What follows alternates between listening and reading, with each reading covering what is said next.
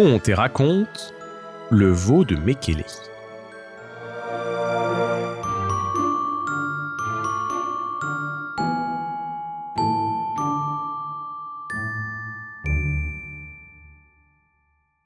C'était il y a bien longtemps. Un roi du Soudan avait réuni sous ses ordres une armée formidable, composée d'innombrables peuples africains qui vinrent assiéger la ville de Mekele.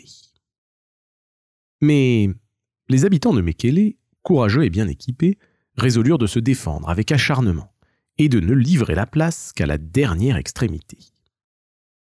Il y eut donc pendant plusieurs jours, aux portes de la ville de Mekele, des combats furieux et sanglants.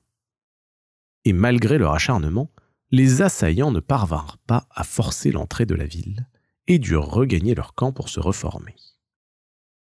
Quand il eut calculé le nombre de ses morts, le roi du Soudan fit la grimace et rassembla ses généraux.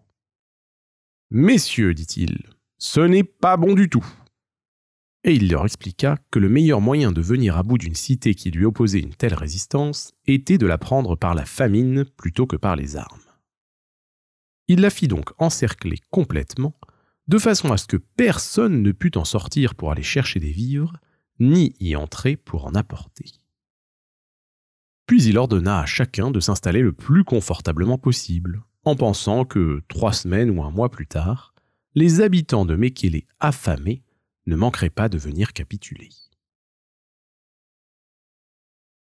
La situation dans Mekele apparut en effet comme tragique. Malgré toutes les restrictions que s'était imposées la population, les vivres ne tardèrent pas à manquer. On dut manger les chevaux, les chiens, les rats et d'autres bêtes et d'autres choses beaucoup plus répugnantes. Mais après 3 mois de siège, les notables de la ville se réunirent et jugèrent que la situation était désormais désespérée. Il valait mieux se rendre plutôt que de laisser tous les habitants mourir de faim. Ils étaient en train d'élire un ambassadeur qui irait porter les clés de la ville aux assiégeants, quand une vieille femme demanda à être introduite auprès d'eux. « Si vous m'écoutez, dit-elle quand elle fut dans la salle, je vous promets que Mekele sera délivré avant 8 jours. » On crut d'abord que la malheureuse était folle. Mais, comme la vieille dame insistait avec l'air le plus raisonnable du monde, on se dit qu'il ne fallait peut-être pas dédaigner une dernière occasion, si extraordinaire soit-elle, de sauver la ville.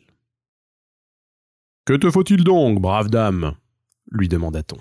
« Parle, et nous ferons tout notre possible pour t'aider. »« Il me faut, dit la vieille, un veau et un sac de blé. » Tous les notables poussèrent de hauts cris, en disant qu'il n'y avait plus un veau et plus un sac de blé à Mekele depuis bien longtemps. Mais, cependant, sur l'ordre du chef de la ville, des héros se mirent à parcourir la ville dans tous les sens, en criant que si quelqu'un possédait encore un veau ou un sac de blé, il était tenu de les présenter sur le champ. Dans le quartier des marchands, un boucher annonça qu'il lui restait un jeune veau qu'il avait conservé jusqu'à la dernière extrémité.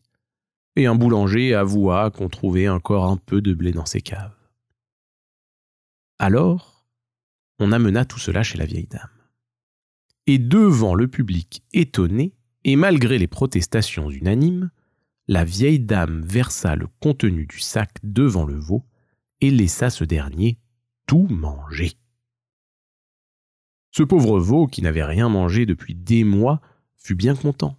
Il se régala et s'en donna, comme on dit, à cœur joie. Pendant 2 jours, le petit veau reçut ainsi d'extraordinaires pitances et devint aussi gros qu'un bœuf. « Eh bien, dit-on à la vieille dame, maintenant que cet animal est gavé, allons-nous enfin pouvoir le manger ?» Mais la vieille dame haussa les épaules sans répondre. Elle attendit la nuit, et quand l'obscurité fut complète, elle amena le petit veau, qui était maintenant gras comme un moine, jusqu'aux portes de la ville, et elle le poussa dehors. Le lendemain matin, au petit jour, les sentinelles d'avant-poste aperçurent un petit veau qui broutait paisiblement l'herbe devant les portes de Mekele. Ils se précipitèrent sur l'animal et l'emmenèrent à leur cuisinier pour qu'il en fît un plat. « Où avez-vous trouvé ce veau ?» leur demandait-on de toutes parts.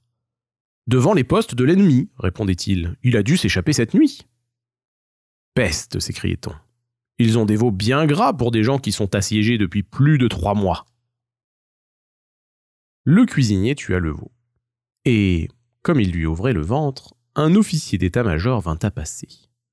On lui expliqua que ce veau avait été recueilli devant la ville, et on lui fit remarquer comme la bête était grasse.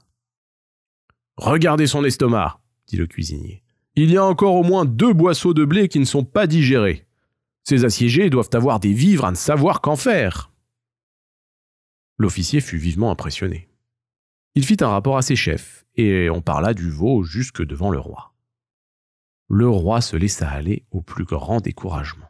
« S'ils ont encore, au bout de 3 mois, assez de blé pour en donner à leur veau, pensa-t-il, nous sommes ici pour 5 ans. » Il réunit donc de nouveau ses généraux, et leur tint à peu près ce langage. « Messieurs, cela fait 3 mois que nous assiégeons cette ville, et ils ont encore toute la nourriture qu'ils veulent. Je crois qu'il vaut mieux abandonner et partir. » Alors, les assaillants plièrent bagages, et Mekele fut libéré.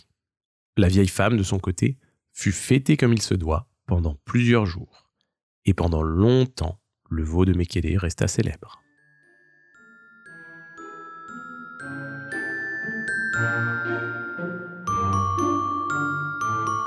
Retrouvez Contes et Racontes sur YouTube et en podcast.